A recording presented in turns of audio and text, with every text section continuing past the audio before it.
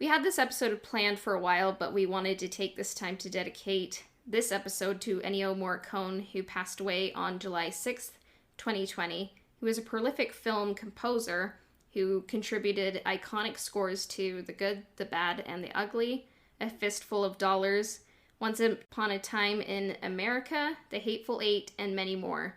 His music also inspired the Star Wars films and The Mandalorian, so we just wanted to take this time and dedicate this episode, and we hope it'll be great. Hello there, this is Cassia. And this is Coden.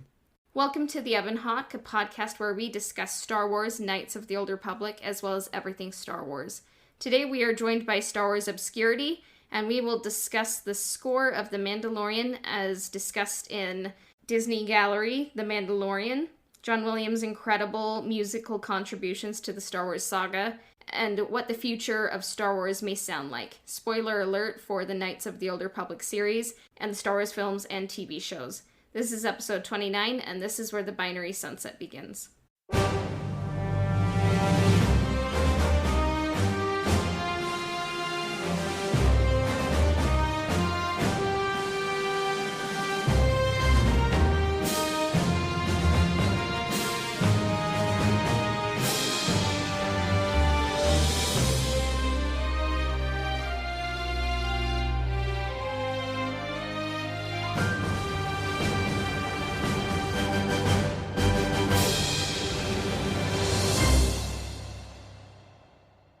So today we are joined by Star Wars Obscurity, aka Jordan. How did you discover Star Wars, Jordan? So I discovered Star Wars like most other people did, starting with the movies. The first movie that I saw in theaters was Revenge of the Sith.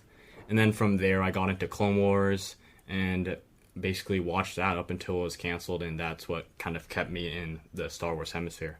Okay. And what is your favorite part of Star Wars? Like I said before, I started out with Revenge of the Sith, but then the Clone Wars was what really kept me going with Star Wars, so I'm glad to say that the Clone Wars, or the animated shows at least, are my favorite aspect of Star Wars. And then you run Star Wars Obscurity. What do you like doing there? On my account, you can find informational posts about all things Star Wars, from facts to reviews and anything else relating to Star Wars. And I try to keep everything on my page positive, so you won't find much hate when you come over to my account. Oh, that's good. We try to do that as well. All right, are you ready to dive into the listener questions? Yeah, let's go for it. All right. Our first listener question comes from ironic.designs, and he asks, what planet would you want to live on in Star Wars? Mine is gonna have to be Alderaan before it exploded. I mean, just from the glimpse that you get in episode 3, you can tell that it's a really beautiful planet. And I really like how it balances urban and natural environments. And the mountains as well that you can see really remind me of some places in real life that I want to go to. Yeah, Luke got shafted, so... Man, there's a lot of great planets in Star Wars. I think, for me, I'd probably pick Endor. I just like the forest atmosphere, but yet it still has like a full ecosystem, I think. Like, aside from the fact that it's an Imperial installation, I think it's got a really good like climate and biome. I actually live where they filmed some of the scenes for Endor, so I've kind of gotten to experience that environment, which I'm glad to have done. Oh, that's pretty cool. That's awesome. If I could have grown up on Dantooine and then maybe gone to school on Coruscant and then settled in Naboo, I think I'd be happy, because I think Dantooine just has a nice environment, kind of balanced with like a Jedi enclave and some fun, you know, if I wanted to take on Mandalorians or like the Cath Hounds, but I think it would, like, on the whole, be a nice place to grow up. Like Coruscant, like, I think it would get a little bit too much if I lived there full time. It's like, oh darn, like, Galactic Republic just turned into the Galactic Empire. That's a bummer, you know? Like, I think that would be kind of like living in Gotham, you know? Like, I kind of don't understand why anyone, like, in, like, the Dark Knight trilogy would live in Gotham after, like, what they have to go through. So it's like, it'd be fun to go to school on Coruscant, but I wouldn't want to live there permanently, because I think the corruption might get to me and the pollution. But Naboo, it's kind of like the Italy of Star Wars, and you just have like beautiful nature and like the culture is heightened, so I think that's what would make me happy. It kind of reminds me of like the Hawaii of Star Wars with Naboo. Yeah, it's kind of like a balance of like India and Italy. Like maybe Scarif would be more of Hawaii, kind of like that Pacific front. But anyways, our next listener question comes from Respect Star Wars, and they say, simply put, what's your favorite quote and why? I actually went through a lot of different media searching for my quote, since there's certainly a lot of very insightful things characters say all across Star Wars. And I found that a quote from Yoda in Star Wars Rebels was something that really spoke to me, and what he said was that a challenge lifelong it is not to bend fear into anger. And I think it's a great quote because it isn't just relatable to who he's speaking to, which is Ezra, but it's also relatable to us as an audience. I'm probably going to get this wrong, but I think out of all of the episodes in the saga, Rise of Skywalker probably isn't my favorite, but I do love the quote by Luke, and he says, confronting fear is the destiny of a Jedi. Because I think confronting what you're scared of, taking action, it's being proactive and like it's good and it makes you heroic rather than just like not confronting things. And it's something like you can use in your life. I think one that comes to mind is fear is the path to the dark side. Fear leads to anger, anger leads to hate, and hate leads to suffering. You know, it starts off with just the basic fear. And then because of fear, it leads to just like irrational thinking, and which can become like emotional, where Yoda points out like anger and hate. And then just the amount of hate and anger can lead to just the suffering. I think that's one of like the quotes that I find high up there. I also like Darth Vader's quote where he asks Luke to remove his mask so that he can see him with his own eyes, because for the longest time, Darth Vader had seen life and seen people through the eyes of the filter that was placed on him from the Emperor. And he wanted to take a look through like a different perspective to kind of view and speak to his son. I think that's a pretty powerful moment. Yeah, it is. And then our next question comes to us from the History Channel.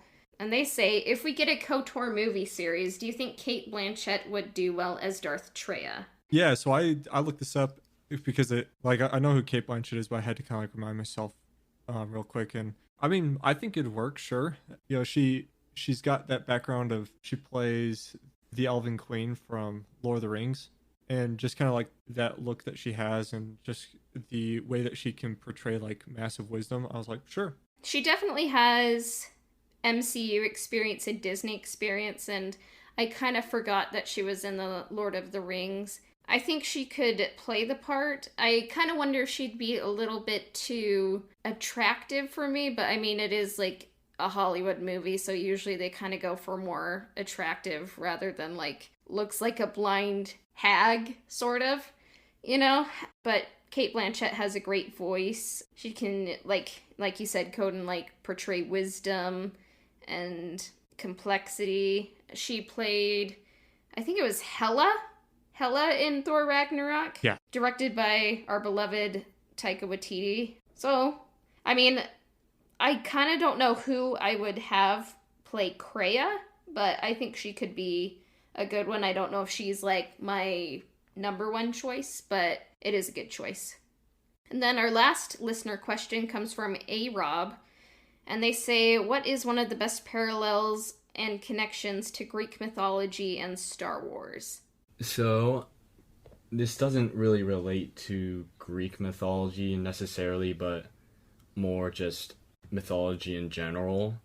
And what I like is how George Lucas used this thing called the hero's journey structure when he was creating the original 3 movies, which is basically a storytelling structure that says the main hero has to be taken out of their ordinary world or what their comfort zone is, and then they'll be put through a set of trials and tribulations throughout their journey. At one point, they'll hit their lowest point, but then they'll meet someone who will help them bring them out of that lowest point, and then they'll face their final challenge, and after that they will be in this new sort of world. And I'm really glad George Lucas went with that sort of structure when he was creating Star Wars, because I feel like it really helped to tell Luke's story.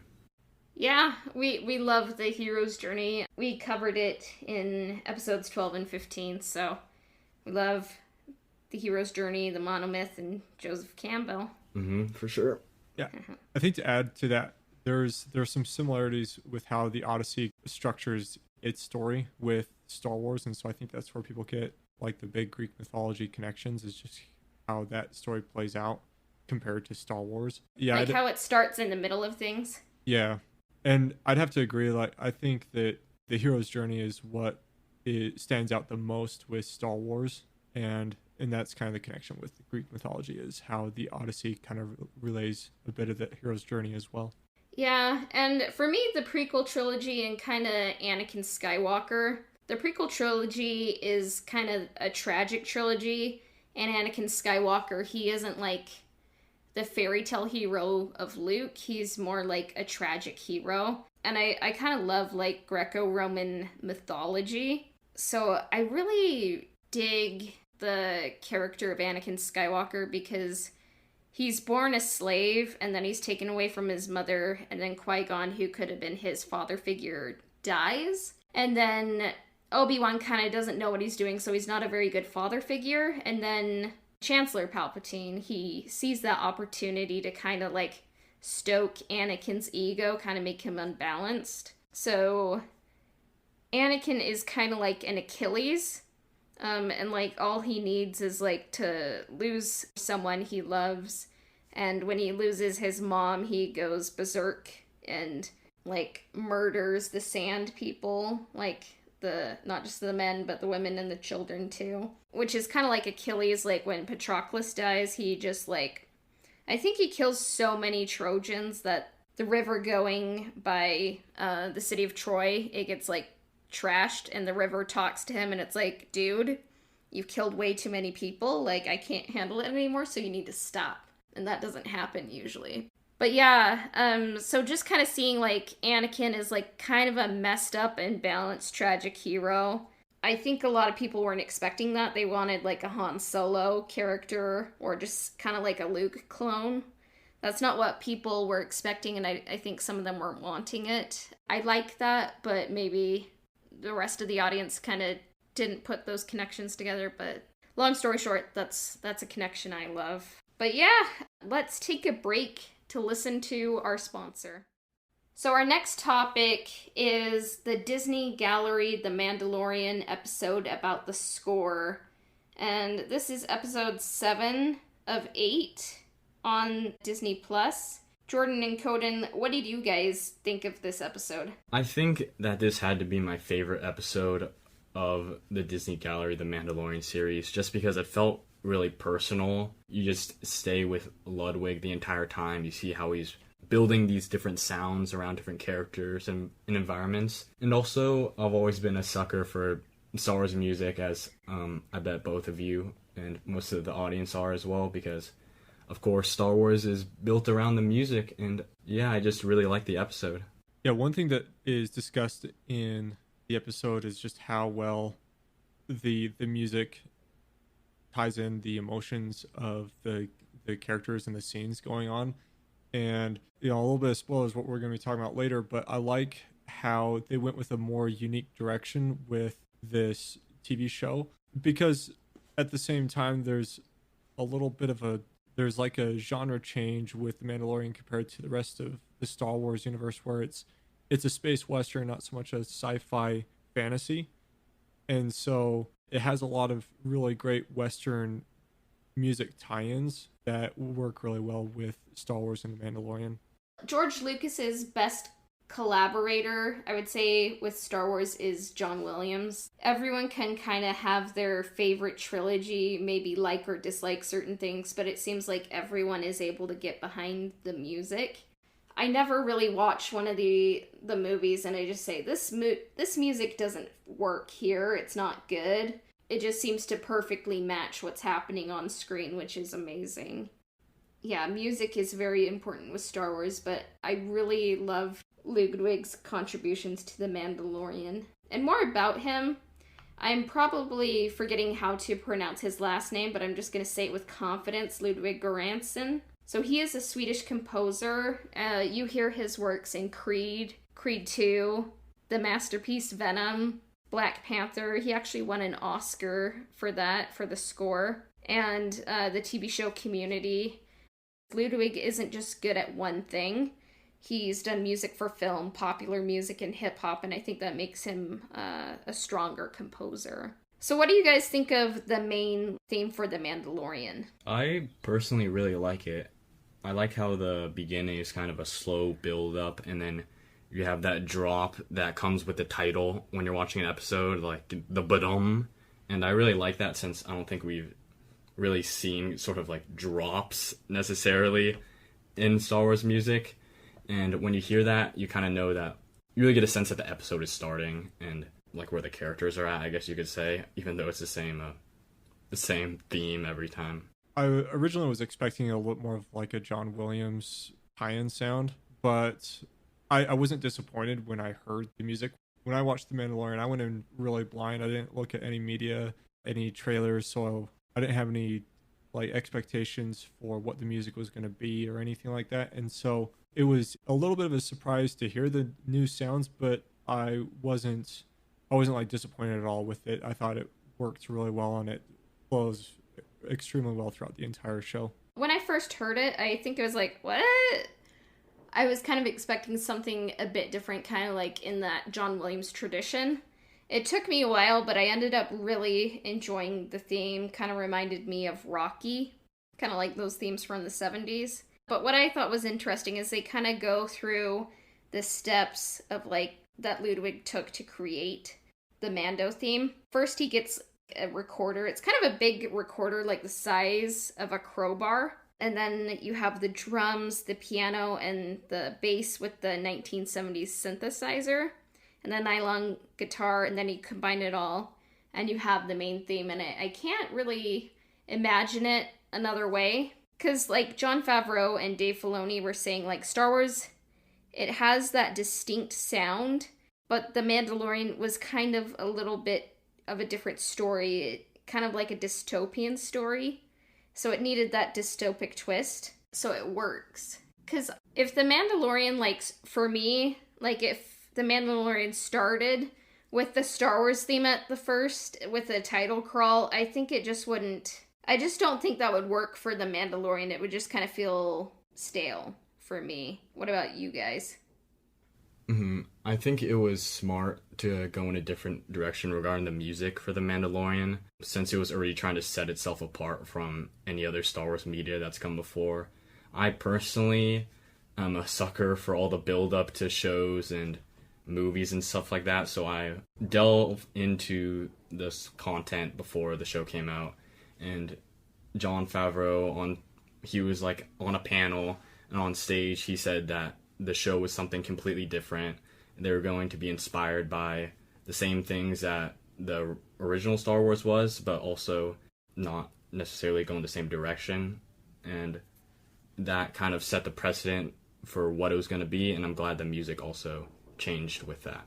I personally really liked how The Mandalorian starts, where how it just kind of like eases into the episode, and that it doesn't use a title crawl or any of the other like producer pop-ups before the show gets started. That's one of the weak points I have with Rogue One and Solo, is that the story just starts and it's really abrupt and jarring, and I would have liked that they went more of the Mandalorian route, where it was different than the 20th Century Fox startup with the Star Wars films. Something different than that, but still kind of an ease in instead of just that abrupt start. I can understand that. But it's interesting what you say, Jordan, about like The Mandalorian being inspired by some of the different films that inspired Star Wars, because Favreau and Filoni, they kind of say like what their musical reference points were Ennio Morricone and his Western films and the Akira Kurosawa film scores, they're not really traditional. And Dave Filoni said different was big, different was key. And he adds, Star Wars can cover a vaster array of sounds and designs than you think, and Ludwig made complete sense for what they were doing. So The Mandalorian is like a samurai gunslinger and Western show, but in space. So musically, it's kind of a one-man's journey. So the music is critical because you cannot see the Mandalorian's face. So you kind of have to show the emotions and the story through the music, because if that's not happening, some of the connection isn't happening. Did you guys notice that watching The Mandalorian? Yeah, I noticed in the episodes that the music was trying to, or I think it did really well, but it was trying to convey how the Mandalorian was feeling, since of course, he's wearing the mask most of the time, so they have to convey how he's feeling in the music. And also they go into it in the score episode of the behind the scenes show, and how Ludwig was talking about how he tried to convey how the Mandalorian was feeling through his music that he was creating.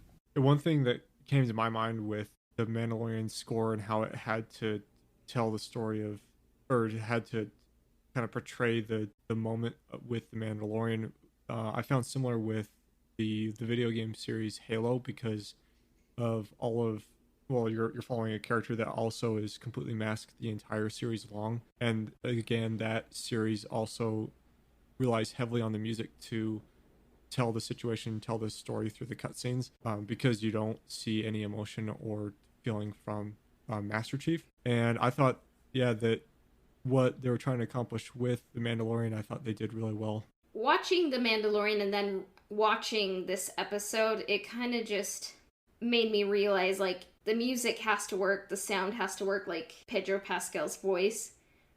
You have to connect to it, and you have to connect. That's what makes film kind of come alive, is that sound. When he got the scripts, he locked himself in his studio for months, and he came back with 5 different songs. They're about 5 minutes long. And he took the different characters and different planets. There's a thorough line in the story, but each of the episodes kind of covers a little bit different ground. He kind of had to create some different sounds, but sounds that could be tied together. I think he accomplished that. And it's just interesting how he kind of comes up with his music. He doesn't like to start with a computer, because you kind of don't really get much back from a computer. He likes to use real instruments because sounds can inspire other sounds. One thing I found interesting is when they were recording it, I believe they recorded on January 29th, 2019. So 8 episodes is about 3 films. They all scored it together in the room together, and there were about 80 people in there. And maybe it's just me, because I kind of miss just being able to go to the symphony and just be in a room with other people and listen to something. But that, I don't know, that kind of stood out to me, when they were recording it live. What did you guys think about them when they showed the orchestra? I wish they showed more, since I really like the atmosphere that you get just from watching a whole orchestra play something.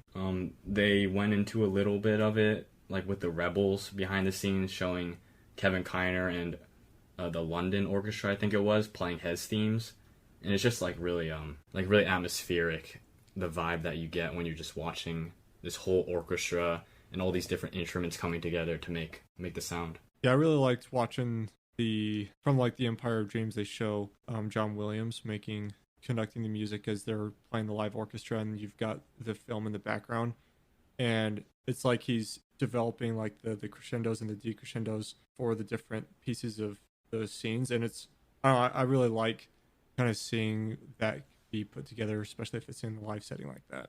It's funny because when you're making music, you're kind of making something from nothing. You're creating music where there could just be silence, and it takes everyone working together, but it can be beautiful. Music helps films come alive.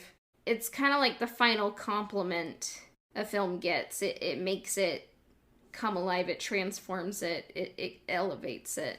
And I think the Mandalorian theme has some of the best characteristics of good art. It's timely and timeless. So I think they did an excellent job, and I can't wait to see what they come up with in season 2.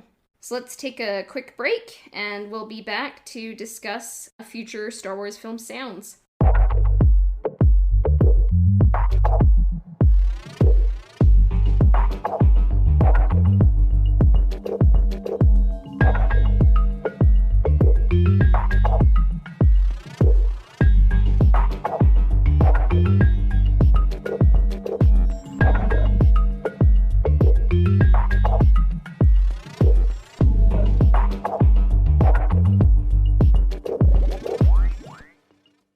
We asked the question, what should future Star Wars films and TV shows sound like? Should future Star Wars films utilize John Williams themes and music, go completely original, or other? And we asked our listeners on Instagram, and the viewer poll results were 60% utilize John Williams themes and music, 27% said go completely original, and then 13% said other. Blue Egg Adventures says, I think the music for future Star Wars should depend on the project. I love the Star Wars Rebels music. It's a blend of the old, but with new themes that fit it well. I didn't know until recently that the Force theme, when Ezra finds the lightsaber in Holocron, was also played when Ben discovers Luke. I also love the Mandalorian score, so unique and fitting to the show. What do you guys think of that one? Yeah, I agree with Blue Egg. I love the Rebels music. I really liked how Kevin Kiner incorporated John Williams themes into his own music. So Kiner is creating his own thing while also paying respect to the old. I think to share my overall opinion with kind of this topic is that I think you can achieve the Star Wars sound but still be pretty unique. That's something that was shown with kind of the main Star Wars films, where it was the original trilogy and then the prequels and then the sequels, is that it was very much like the John Williams sound, but it was just different music and unique to the different eras being told. And I think that it can work, as we've seen with Mandalorian, where they went like a whole different direction. I do agree that it can depend on the project and just the atmosphere of the setting that they're telling the Star Wars story in. But I think if we're sticking with kind of like the main Star Wars era, I would like to see the same sound as what John Williams produced, but I'd like to hear new melodies and just new music and not fall back on themes that we've already heard. I think that's a weakness with Rogue One, where they'll start a lot of their tracks as something unique, but then it falls into like a pre-used Star Wars riff that makes the whole track seem out of place, just because it's like a jarring transition to, oh, this is a Star Wars song. Yeah, it seemed like they were trying to, in Rogue One, kind of be original, but kind of trying to be in the shadow of the Star Wars films themes. And it just kind of wasn't, it didn't seem like they were comfortable evoking John Williams, and they weren't comfortable being completely original. And I mean, I think the music in Rogue One is okay, and there's a few standouts like Stardust and Hope, but for the most part, it's kind of just there.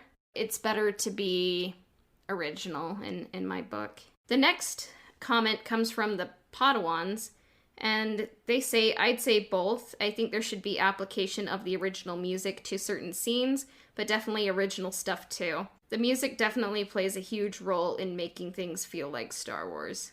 Yeah, I agree. I think with the new trilogy or new movies, they should be very careful about what Star Wars sounds, recognizable Star Wars sounds that they're putting into the different songs and such. Like you guys said before, how Rogue One was like starting with a new sound, but then transitioning into something that John Williams established, how that was kind of a negative, I guess you could see. So I feel like if they're going to go with a new sound, they should stick with it, but also during certain moments they can place things like the Force theme, which is kind of universal across Star Wars. And when they start playing the Force theme, they can like make it obvious that that's what they're trying to play. Yeah, one thing I wanted to bring up was the Solo film, where I think that the Solo film soundtrack isn't like anything major or amazing when it comes to a Star Wars soundtrack, but it was consistent with its own sound. And so, like, comparing Solo to Rogue One, I liked Solo soundtrack more because it was just a tailored sound to Solo, where Rogue One was kind of a confused mix between the two. One thing I don't want to see in future Star Wars films is sometimes you see this in other films. Like, for example, The Crimes of Grindelwald, the second installment of The Fantastic Beasts. They would kind of just like to kind of like score nostalgia points with fans. They would just be like, oh, you're going to see Nicholas Flamel because he was French, you know?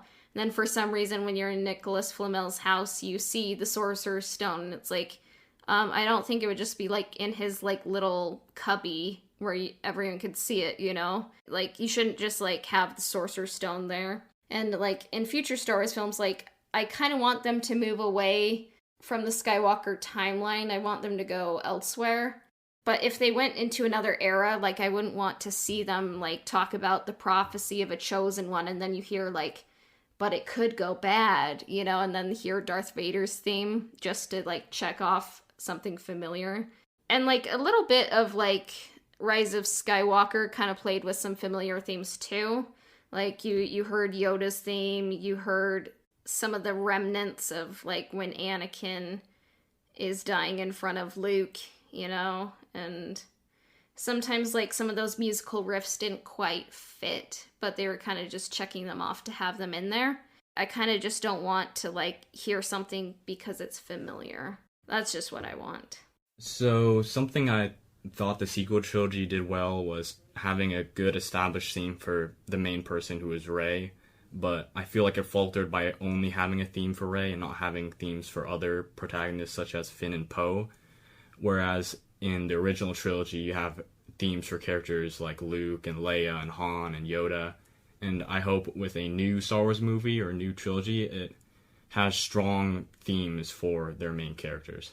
How the series and video games can be more experimental since they have a really long amount of time to sort of develop the character and also the sounds that it's portraying. I think it also just depends on the project. If they're going real far back, like with the Old Republic, High Republic, then I think the sound should really be something different than what we have with the original trilogy and the other trilogies as well. I have to agree, because one thing that the original trilogy excels at is not only having themes for the individual characters, but having kind of like hybrid themes, where it's like Luke and the Force, or Leia and the Force, or the Empire, Darth Vader, but having their own individual themes as well. And so as the story progresses, say in A New Hope, for example, the music just slowly transitions between the different scenes, but is playing consistently throughout the movie. And depending on what's in front of you is how the music kind of just transitions and hybrids into the different settings and characters. And that's a huge strong point with the original trilogy and even the prequels, and is a bit lacking on the sequel trilogy. And then our last comment comes from Ironic.Designs, and he says, I think it depends on the project. The films should have some familiarity to John Williams' legacy, but still include something new. Series and video games can be more experimental because more than likely you'll hear the themes more often, where in a film you're limited to 2 hours for a soundtrack. I think, like you said, with the Renaissance, when you think of sort of medieval music, you can kind of like hear it in your head and how it sounds. So going along with that, they could make with the Old Republic, their sound could sound sort of like regal, I guess you could say. Yeah, kind of going back to my earlier comment, like I think there's a way that you can kind of satisfy both, where you can have a Star Wars sound, but have different themes and melodies that are new. And so something like the Old Republic, you can have a lot of the same sounds that were played in like the prequels, but have melodies that aren't like playing Anakin's theme or the the Trade Federation theme. You know, it's something new, but still using kind of like the same orchestra composition. What I liked about this comment is it kind of reminded me of the Force Unleashed series, because I was kind of just reading some of the behind the scenes for that, including the music. And they kind of talk about, with the Force Unleashed, you're kind of going from the prequel era to the Imperial era. And they mentioned how the prequels, you kind of have more of a percussive sound, kind of more experimental. There's kind of more freedom, more movement, but when you move into the Imperial era, it's kind of more that romantic sound. Things are kind of more ordered. So you could kind of see like the mixture that you had, because they would include like some of the music from the films, like some of the prequels, and then mix it in with some of like, you'd have Anakin's dark deeds, and then you would have Darth Vader's theme, but then you'd also have original music to The Force Unleashed. But kind of thinking about it, like The Mandalorian is kind of a Western, but I was thinking like with the High Republic, you could maybe like have, to an extent, it could be like Renaissance inspired or something, and like maybe if you did like a KOTOR trilogy or the Old Republic, maybe it could be kind of like a little bit inspired by medieval sounds, you know? So it's like you can take inspirations from everywhere and have fun with it. Like, what do you guys think of that?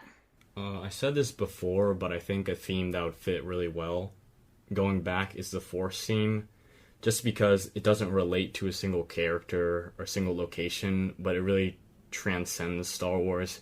You can hear the Force theme in everything from the shows to the movies, and I think it would fit well regardless of the movie that they're making and where it takes kind of more place, epic. etc.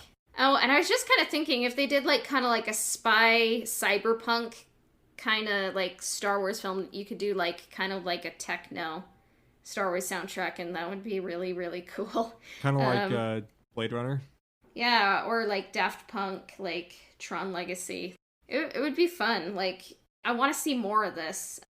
So looking at episode 4, A New Hope, it offers 6 themes. You have the main theme, the Rebel fanfare, the Force theme, Leia's theme, and the Imperial's theme, and the throne room. Out of those, which would you like to see, or do you think would fit, like, in a future Star Wars film? I think not the entire track, just because, like, that wouldn't really establish anything new, but if they did, like, a few notes from it, I think it would work well.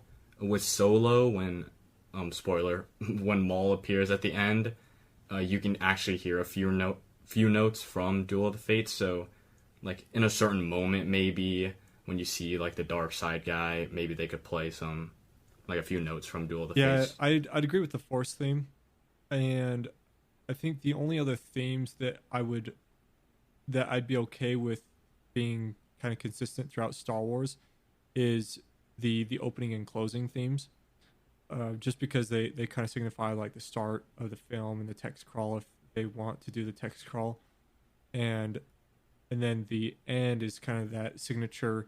The film is over, and the conclusion has been made. Roll credits, and so I think those would be the best to kind of go throughout the different themes of Star Wars. Everything else is pretty character specific.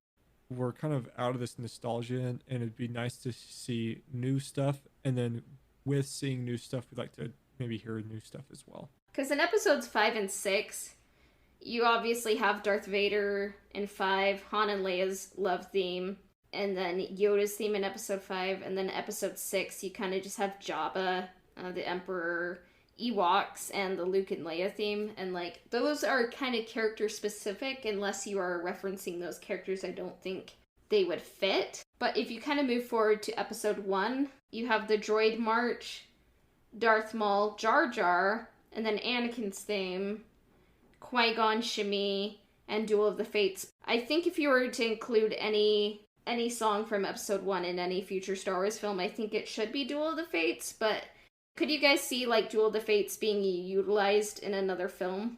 I think it's Like the other songs in the other movies, how it really depends on what's going on in the movie and like the moment they're trying to portray, and just how much of the theme that they're going to be taking from is applied to the new movie. Because it sounds nice, but I kind of just wonder if it would just kind of be like me wanting to hear something rather than like it organically fitting the story. Yeah, I think I'd rather hear a theme that uses elements of like the protagonist in, like, say if we're doing like a combat theme like Duel of Fates, I would want to hear a sound coming from like the protagonist theme and then a sound coming from the antagonist theme and kind of have it mesh into just a combination theme of the conflict between the two is something I'd rather hear than a callback to Duel of the Fates, because I think that Duel of the Fates is very unique to the Darth Maul and Qui-Gon Obi-Wan kind of matchup, and I think it works in some of the smaller moments that they use it, but not as well as when it's that fight in the Phantom Menace. I mean, I think Duel of the Fates, like, it appears a little bit in Attack of the Clones and Revenge of the Sith. But yeah, I think it's kind of just a prequel era theme. And then, like, in episode 2, you have Across the Stars, and then in episode 3, you have General Grievous and Battle of the Heroes. There's actually a fun fact about Battle of the Heroes. In the sequel trilogy, you hear a little bit of Battle of the Heroes in The Last Jedi with the spaceships at the beginning. And that is like the only time like the prequel music is ever referenced in the sequel trilogy, but I don't really see those themes being included in future Star Wars films. But as we move on to episode 7, there's a few more themes. You have the Kylo Ren, First Order, Snoke, Rey, and the March of the Resistance, and Poe. I had no idea Poe had a theme. I kind of think the only themes that really stuck with me were Kylo Ren and Rey's themes. I hate to be that buzzkill, but I think most stuff from the sequel trilogy is pretty forgettable because the music that's recognizable comes from the regular Star Wars trilogy, and then like I honestly can't remember any of the themes of Rey or Kylo. Yeah, with episode 8, there was a Rose theme, and I actually really enjoyed it, but then they kind of axed that character in 9, so it's like they developed that theme for nothing. And then episode 9, you had the Knights of Ren theme, and I guess they were there to sell Funko Pops or something, but it was kind of a forgettable theme. But there was a Rise of Skywalker theme that plays when you see friendship or victory, but one thing I did like that they've kind of played with before is that the Kylo Ren theme, when Ben Solo goes back to the light side, his Kylo Ren theme is turned from kind of that evil sound to like a good sound. And they kind of did that once before with Anakin's theme in The Phantom Menace, because if you kind of slow it down and make it minor, it's the Darth Vader theme, but it's kind of just like a nice kid theme, you know, in The Phantom Menace. There's a lot of themes. Jordan, if I were to ask you, what should future Star Wars films and TV shows sound like? Should they go with the John Williams themes, go original, or other? What would you say? I'll just go out on a limb and say they should go completely original. Mandalorian, they've already established that doing something completely different can work if it fits the story, and if the music fits the story in a new Star Wars movie, then it's fine if they don't reference anything from John Williams. Personally, for me. What about you, Coden? Personally, I like the John Williams sound, and if we're going to be telling Star Wars stories in a lot of the familiar worlds of Star Wars, I would like to continue to hear the John Williams sound, but I want all new themes. Like, I don't want any callbacks to the different themes that we already have, except for maybe the Force theme.